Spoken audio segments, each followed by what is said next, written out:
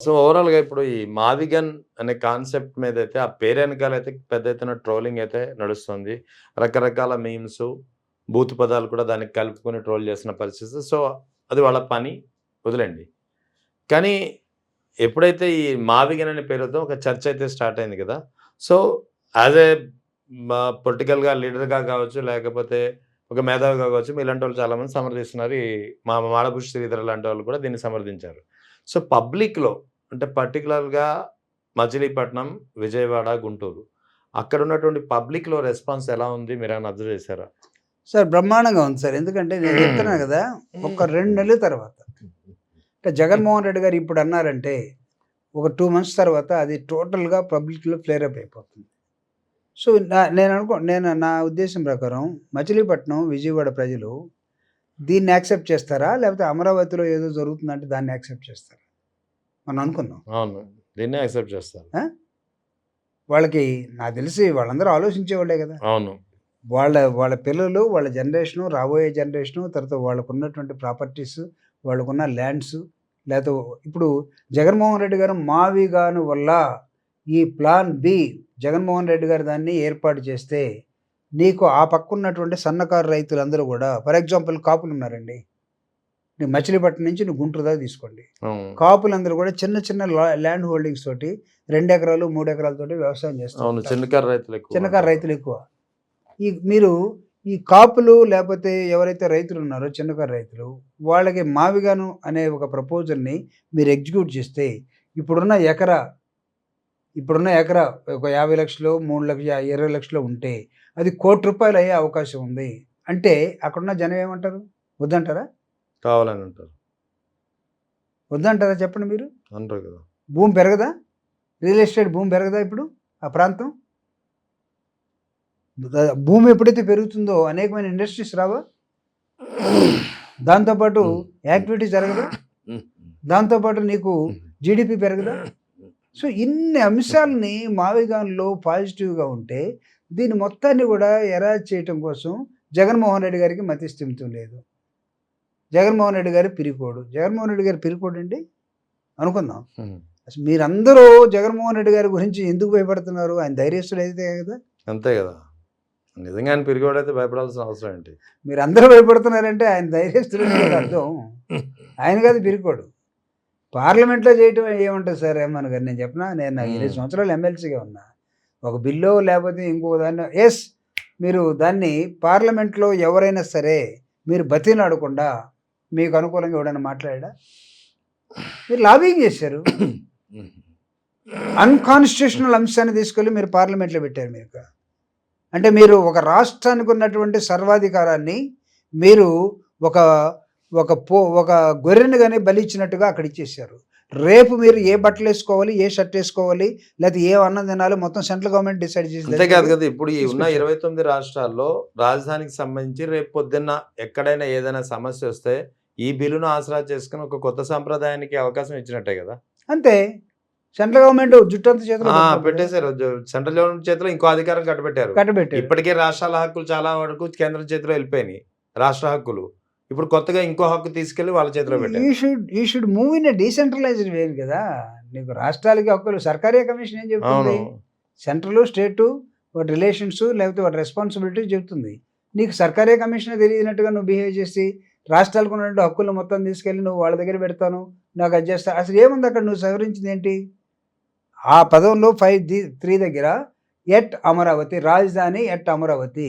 శ్రీకృష్ణ కమిషన్‌లో రాజధాని కొత్తది ఉంటుంది. ఆఫ్టర్ 10 ఇయర్స్ అని మాత్రమే చెప్పారు గానీ, పలానా చోట ఉంటుందని ఎక్కడ చెప్పలేదు.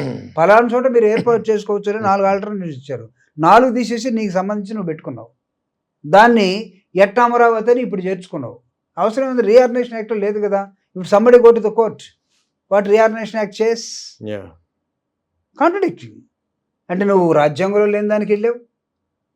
ఫెడరల్ సిస్టమ్‌లో లేని దానికెళ్ళావు.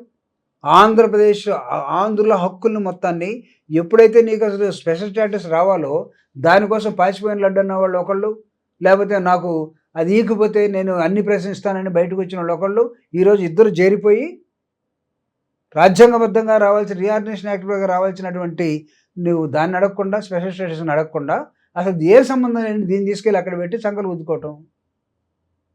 This is what type of నాది values of parliamentary system I don't understand. ఎమ్మెల్యేలుగా ఏమన్నా ఆలోచించమని కోరుతా ఉన్నాను, మంత్రులు ఏమన్నా ఆలోచించమని కోరుతా ఉన్నాను. సుదీర్ఘమైన ఉపన్యాసాలు ఇచ్చారు మీరు జగన్ గారి తిట్టడం కోసం. అసెంబ్లీ ఒక రోజు పెట్టుకున్నారు. మీరు పెట్టిన 5 గంటలు జగన్ 23 మంది జగన్ తిట్టడే. ఎవడన్నా పద్ధతి ప్రకారం మాట్లాడా? Why this bill is unable to introduce in council అని ఒక్క మినిస్టర్ అన్న మాట్లాడా 23 మందిలో? లేకపోవచ్చు. నువ్వు ఓటింగ్ పెట్టడం లేదు కదా, నువ్వేం ఓటింగ్ తీసుకోవట్లేదు నీ తీర్మానాన్ని. అక్కడ ఇంట్రొడ్యూస్ చేయడానికి కూడా భయపడిపోయారే. ఇక్కడ ఇంట్రొడ్యూస్ చేయలేని దాన్ని నువ్వు రాజ్యసభలో అప్పర్ హౌస్లో ఎలా పెట్టావు? పెట్టావు. అప్పర్ హౌస్లో ఒక లేడీ, కాంగ్రెస్ పార్టీ లేడీ ఏం మాట్లాడింది? అవును. ఏం మాట్లాడింది? కమరావతి పెట్టరా అమరావతి, పలకరా కమరావతి, అనరా కమరావతి అంటే నువ్వే చెప్తున్నావు కదా నీ మనుషులతోటి ఇది ఎవరి రాజధాని అని. జగన్మోహన్ రెడ్డి గారు ఏమనలేదే, మిగతా రాజకీయ పార్టీలు ఏమనలేదే. పార్లమెంట్ ఏమైనా అన్నీ మూసుకొని కూర్చున్నారా? పార్లమెంట్లో ఎందుకు రికార్డు నుంచి తొలగించారా? లేదు, ఇట్ హెస్ బిన్ రికార్డెడ్. అవును.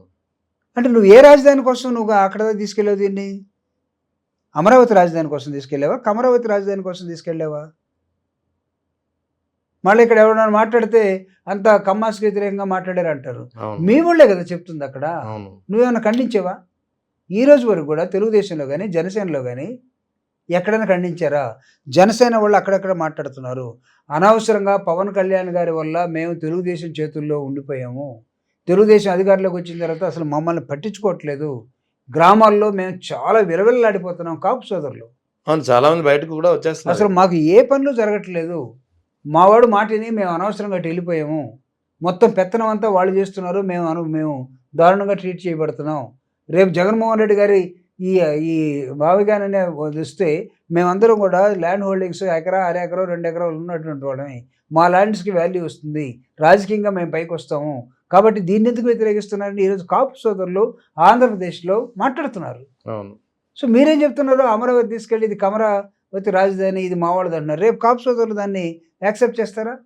దళితులు మీరు అట్టడుగు వర్గాలు అక్కడ ఉండాలంటే వాళ్ళకి ఇళ్ల స్థలాలు తీసేశారు కదా జగన్మోహన్ రెడ్డి గారు ఇచ్చినవి. ఇప్పుడు ఎవడు ఉండటానికి లేదు అంటే మీరు నిర్ణయించిన వాడు మాత్రం వాడు ఇల్లు కట్టుకోవాలా? Is it's the way of functioning of capital?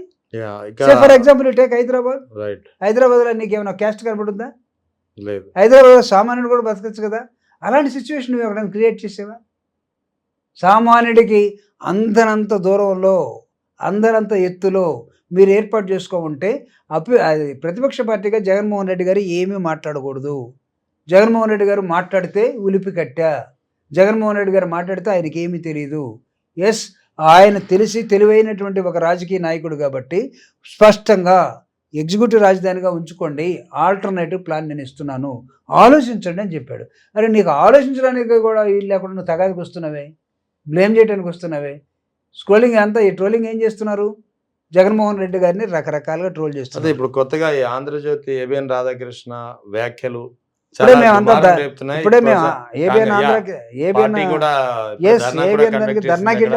ధర్నాకి వెళ్ళారు. ఎక్కడికి పోతుంది అసలు ఆ టీవీలో మాట్లాడటం ఏంటి, ఆ రాతలు ఏంటి? అదే కదా, వైఎస్ఆర్ కాంగ్రెస్ పార్టీ భార్యలందరూ కూడా చెల్లెళ్ళు అనుకొని వేరే వాళ్ళకి సంబంధాలు చూస్తారా? Wear the hell the journalism is going? What is this? ఇది ఎవరు డ్రైవ్ చేస్తున్నారు? దీన్ని వాళ్ళు తెలుగుదేశం ఖండించారా? అవును, ఒక్కళ్ళంటే ఒకళ్ళు ఖండించట్లేదు. అదే తెలుగుదేశం ఎమ్మెల్యేలు భార్యలు అంటే వాళ్ళు ఊరుకుంటారా? అనుకుందాం. అవును. అంటే ఏంటి నువ్వు అంటే ఇళ్లల్లో ఉన్నవాళ్ళు కూడా లాక్కొచ్చేసి వీళ్ళందరూ కూడా వీళ్ళతోటి వ్యాపారాలు చేసేవాళ్ళు, లేకపోతే వాయు వరుసలు మానేసి పెళ్ళిళ్ళు చేసేవాళ్ళు, ఒక భార్యని ఇంకోటికి చెల్లి అవుతుందని ఎట్ట చెప్తారండి అసలు? What is this? ఇది పరాకాష్ట కాదా? అవును. ఏం బుర్రపోయిందా అతనికి? ఏమన్నా ఆ చదివిన వాళ్ళకి ఏమన్నా బుర్రపోయిందా? వాళ్ళ మీద అసలు మొత్తం స్టేట్ డిఫార్మేషన్ కేసు వేయాలి కదా. వైఎస్ఆర్ కాంగ్రెస్ పార్టీ ఎమ్మెల్యేలు ధర్నా చేశారు, పక్కన పడేయండి. సొసైటీ మొత్తం జర్నలిజంలో ఉన్నటువంటి మేధావులు కానీ సీనియర్ జర్నలిస్ట్ కానీ మాట్లాడాలి కదా. ఇది what type of signal you are giving? అంటే మీరు నచ్చకపోతే ఏమైనా అనేస్తారా? మీరందరూ ఆ అలవాట్లో ఉన్నారు కాబట్టి ఇది అనగలుగుతున్నారు. కొత్తవి మామూలుగా సొసైటీలో అట్లా ఉండదు. You people have been adapted from somewhere or somewhere. This is too much. వాళ్ళు ఎంత సీనియర్ జర్నలిస్టులు అయినా పత్రిక అధిపతులు అయినా సరే they should not talk like that. చాలా సీరియస్గా ఈరోజు మొత్తం ఖండించారు దాన్ని. ఓ మేము ఒక 200 మంది పోతే ఒక 500 మంది పోలీసులు పెట్టుకున్నారు అక్కడ. సరే పోలీసులు అంటే ఇక అదే వాళ్ళని కాపాడటం కోసమే కదా వాళ్ళని. దీని మీద ఈ ఇష్యూ మీద పార్టీకి ఏమైనా లీగల్ గా వెళ్ళే ఆలోచన ఉన్నాయి, ఎందుకు లేవు, ఖచ్చితంగా ఉంటాయి. ఎందుకంటే చాలా డిఫమేటరీ కామెంట్స్ కదా అవి. ఖచ్చితంగా ఉంటాయి. We are thinking in that side. Okay. ఖచ్చితంగా చేస్తాం.